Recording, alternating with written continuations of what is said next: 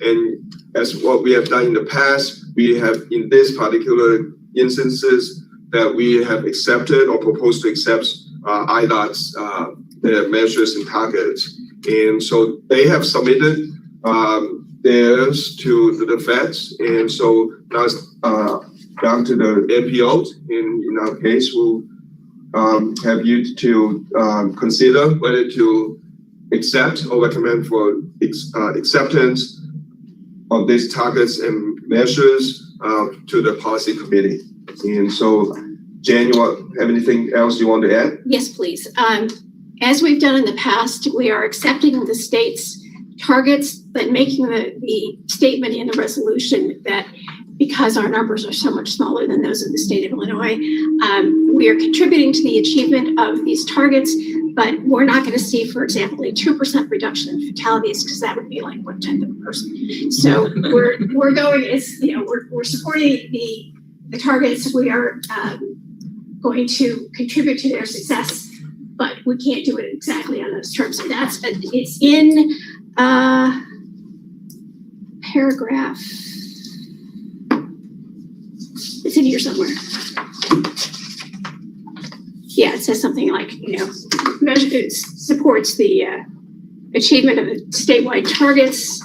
And in Exhibit A, on the back side of the sheet, yeah, we're good there. It's just that one paragraph at the front. So Jennifer, just for clarification, the 2023 target is a statewide target? Yes. Okay. The state, the feds promulgate the standards for the year, and the states evaluate where they are, select new targets for the coming year, or the current year actually, and then they send it down. We do have the option of formulating our own targets, which would be 2%, for example, but we've never seen fit to do that. As far as I know, the only place in the state outside of Chicago that does that is Champaign Urbana. Which should come as no surprise. Other questions, comments on this? Jen, is that a fiscal year target or a calendar year target? That's fiscal. Put that in the table, maybe. Just do FY 2023. Sure. Just for clarification for the reader. Oh yeah, sure. Yeah, I took this right out of the email from IDOT that was sent in. I didn't really read it.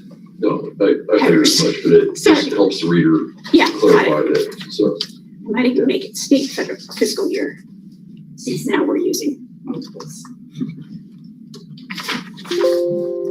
Anything else that people want to change or correct or?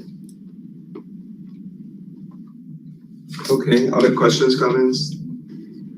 So with that added, with say FY 2023 added to the, as we factored in Exhibit A to the resolution. Mm-hmm. Okay, entertain motion. So moved. Okay, Kevin, second. Okay, Jerry, thank you. Before second, I just noticed on the front of this that you have both Mayor Mocha and Mayor Chris for City of Bloomington. Oh, I see. Okay, will Yeah. be corrected. Yeah, thank you. Probably needs to change. But yeah. Yes. Oh, yes, you're right. Sorry. With that corrections too.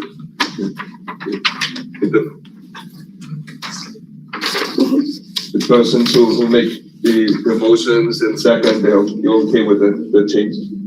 Absolutely. All right. Anything else? Okay. All those who are in favor, please say aye. Aye. Aye. Okay. Opposed? Okay. Motion carried. And the item number 6, discussion regarding status of MLRTP project inventory. And so I'll let Jen to explain this is a little bit different. A little bit specific, and Yeah. obviously, Ray, if you want to follow with a more general update. as most of the engineering staff, not all of you will have gotten this, of course, we sent out the request for your list of, assumed to be eventually programmed projects over the course of the term of the plan, for the long-range plan. And I haven't heard from anybody yet. And so I was sort of wanting to nudge a little bit and find out where everyone is, and if you've got questions. I'm going to send out, probably not this afternoon, but probably Monday, just a reminder of what we were doing with this the last time around, because not everybody was involved the last time around.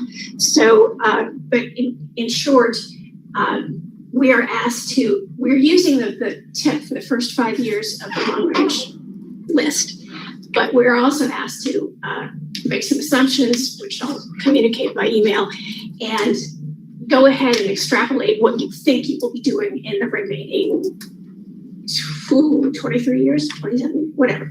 And as you will also recall, those of you who've done this before, we are also asked to have any funding involved in those projects that comes from the federal government estimated according to the then prevailing cost based on a multiplier for rate of inflation, essentially.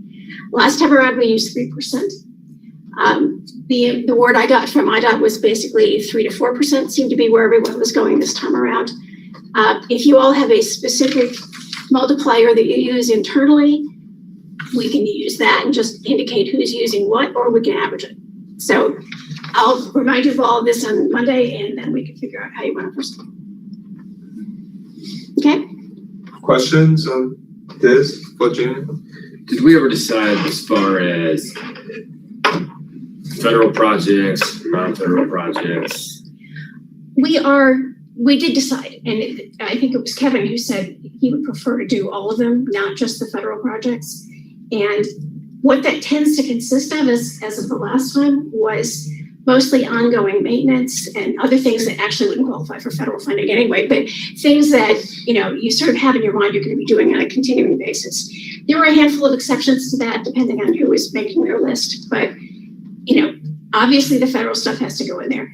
And then whatever you feel it's important for you to include, and we'll get the total from that, and then we'll figure out how much money we need. Good. Anybody else? Questions? Good. All right. No voting is required on this one. The next that which may arise, and for me, will be the update on the Metropolitan Long-Range Transportation Plan that's ongoing. And some of you are aware of it because you've been joining our meetings, people who also serve on our project steering committee. So we have completed, as of late June, we have completed the fifth and final focus group meetings, and that was on CAV, Connected and Autonomous Vehicles, and also ITS, Intelligent Transportation Systems. So we had good discussion with folks from Chicago, from IDOT, from University of Illinois, to ISU, to some of the private sector folks, nonprofits, and so it was a good discussion. And we presented highlights to the project steering committee just like a couple days ago. And the public survey that we have closed softly at the end of June, and we have received about 730 responses through that public survey. That's a pretty good number.